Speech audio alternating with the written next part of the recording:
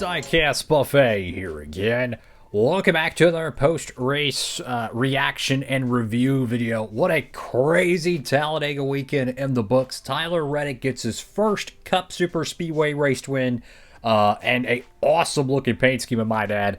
I have no idea if that paint scheme is going to be offered in the race to win, whatever, 164 or 124. I have no idea. I imagine it will be, considering they've already made a lot of Jordan cars. But if it is, I'll try to have a post on that. Anyways, you can pre-order that if it is available at Circle B Diecast. You know what to do with that promo code, guys. Make sure to check it out down below. It will help you save on shipping. So we're going to be talking about Talladega. We're going to be talking about what I thought about all the races this weekend, and what a crazy, crazy finish there. The Cup Series race was pretty tame. I kind of expected that. For some reason, the next-gen era at Talladega and Daytona, they could run an extended amount of laps, side by side, maybe even 3 wide, and not have the gigantic crashes. And it's you can see the same thing with the 1.5 mile racing, where they can run side by side and they don't get loose and they don't wreck most of the time, unlike the previous generation cars, the Gen 6, the Gen 5, and even Gen 4. So the next gen car has the best side by side ability, and it's very evident in their restrictor plate racing, where they're 2 and 3 wide all day long. I mean, it wasn't an absolute crash fest, but the quality of the racing was fantastic. Obviously, at the end, it just went crazy when they were coming to the stripe. Michael McDowell was so close to winning this race. He was the pole sitter. I think Mikey did everything he was supposed to do. Try to, block Brad Keselowski at the end. You have to, at the end of these races, you have to throw a bad block. He got loose, spun out, hard crash there. I think Lajoie, I think, flipped, which was crazy. And not to harp on it, but it took the broadcast team, Fox, 7 to 8 minutes to actually show the flip after the race. Are you kidding me? I remember the days when they had a flip, they would show it almost immediately. Once the driver got out of the car or whatever, they know he's safe, they would show it. I can't believe they went through all the post-race interviews and all this other crap. I get it, he won the race. Show us side by side. I want to see the flip. I want to see the crash. I'm just going to keep it honest with you. Fox's NASCAR broadcast quality has continued to go down. I'm just going to shoot you straight on it.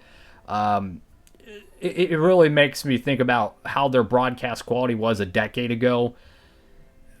Don't even get me started on a rant, but I don't know. There's certain things that they used to do that they don't do anymore, and it doesn't feel as quality, the quality and the polishing isn't there. Anyways, that's just my own opinion, guys. Fantastic win. The Toyotas, they pretty much wrecked themselves, so there's only 3 left. They were during the pit sequence, and they had a bad block. They were in their own little pack, and they crashed 4 of their cars.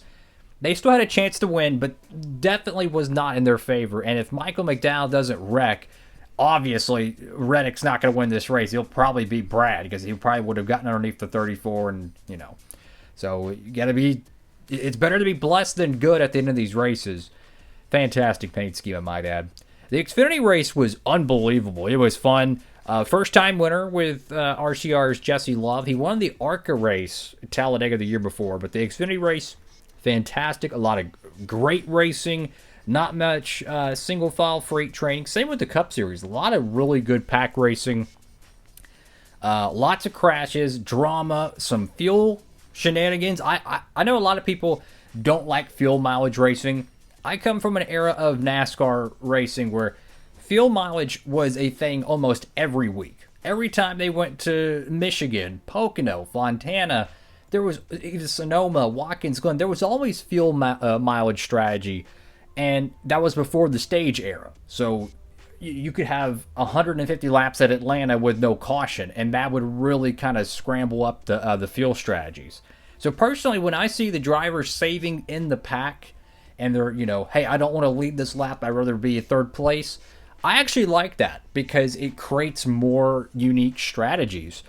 We see this every year in the Indy 500, I might add, where drivers don't want to lead laps because they consume more fuel, and they literally start saving right into turn 1 on the first lap. They're already saving gas. So it's a part of motorsports. That's just what it is.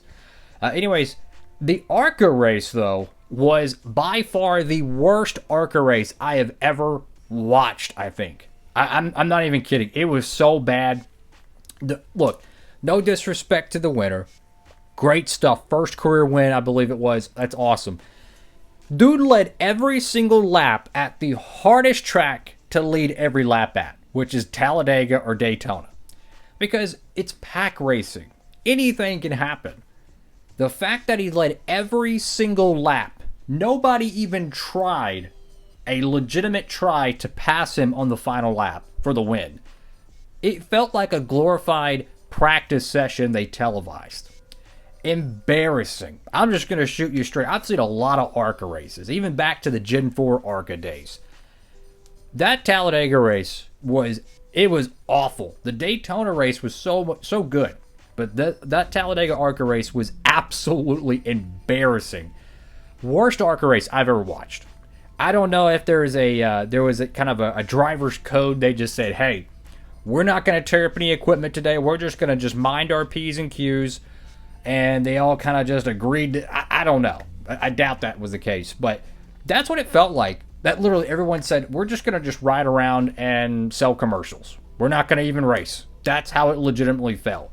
And another theory I've kind of looked like is maybe some of the cars were just that fast. Like there's an exploit or something where you could get a 5-car breakaway and everyone else just couldn't compete. I don't know what it is, but they need to fix it. I'm sorry. That was the worst ARCA race I have ever watched. It was bad. All in all, Talladega, I love it. I can't wait for the next plate race. It's my favorite discipline of racing.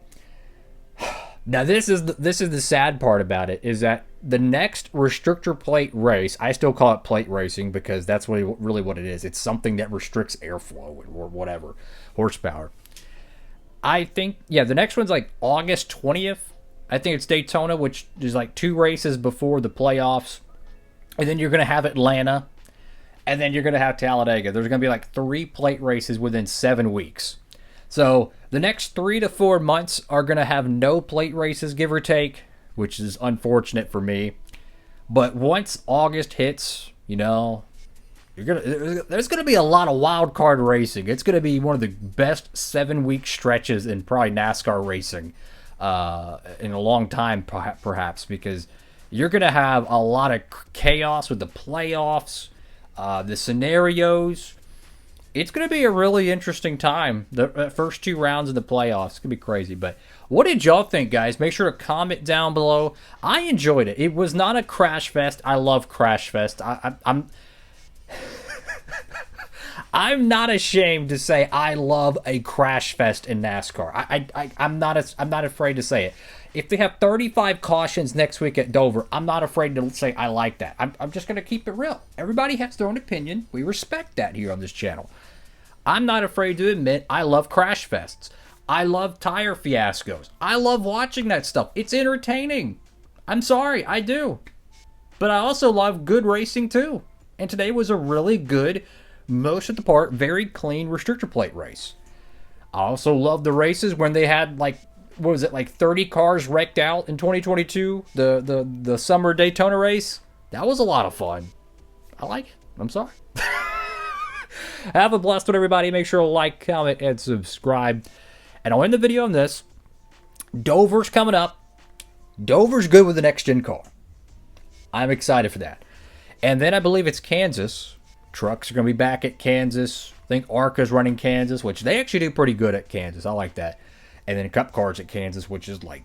Kansas is pretty much what Chicago and Homestead and Old Atlanta was in like 2019, where everyone's like, wow, we got good racing this weekend. It's going to be fun. So I'm actually looking forward to the next like 3 weeks of racing.